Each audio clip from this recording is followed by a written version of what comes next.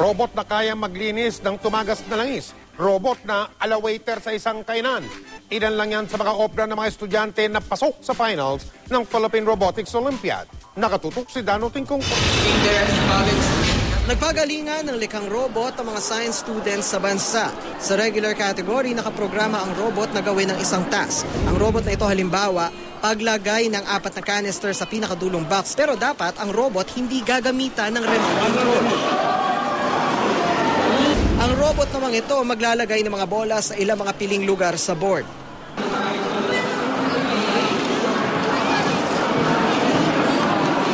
Sa open category naman, ang challenge sa mga estudyante, lumikha ng robot na may koneksyon sa pang-araw-araw na buhay.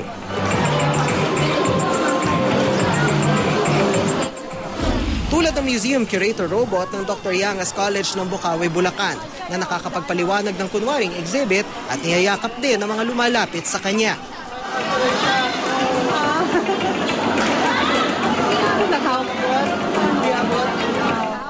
Napag-isipan po namin kung paano po kami makakapag-connect sa people. Sa museum po, pwede po siya mag-hug. Hug? Yakap? Apo. And ano pa pwede niya?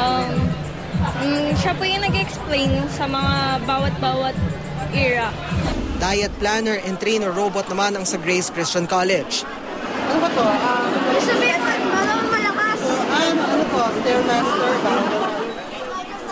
Ang robot ng Citero Francisco Elementary School kaya mag-estima at mag-serve ng menu sa mga parokyano ng restaurant.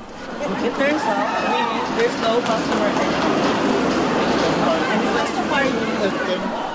Ang Kellerbot ng Muntinlupa Science High School naman nahango sa pangalan ng deaf at blind author na si Helen Keller.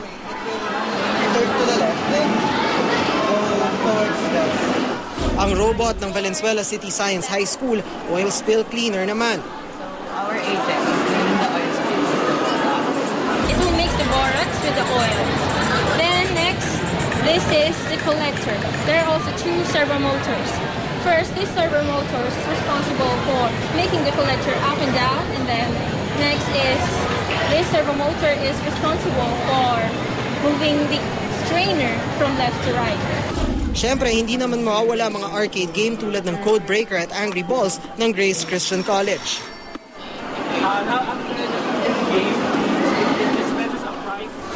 Mahigit isang dekada na ng unang ilunsad ang Philippine Robotics Olympiad ng grupong Felta Multimedia at ang Science Education Institute ng DOST.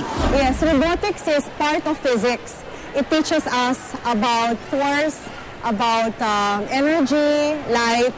Ito po ay importante sa buhay natin dahil lahat po na ginagawa natin sa buhay, may kasama pong physics yan. Kaya naman importante raw para sa mga estudyante na makasali sa mga ganitong patimpalak para hindi nakukulong sa classroom ang natututunan. Dano Tingkong, Nakatutok, 24 Oras. Samantala mga kapuso, may balita po tayo dito. Nanalo po ng grand prize sa kompetisyong yan ang Team B ng Dr. Caridad Labi Education Centrex. Kaya silang nakatakdang kumatawan sa ating bansa sa World Robot Olympiad na gaganapin sa Kuala Lumpur, Malaysia sa Nobyembre.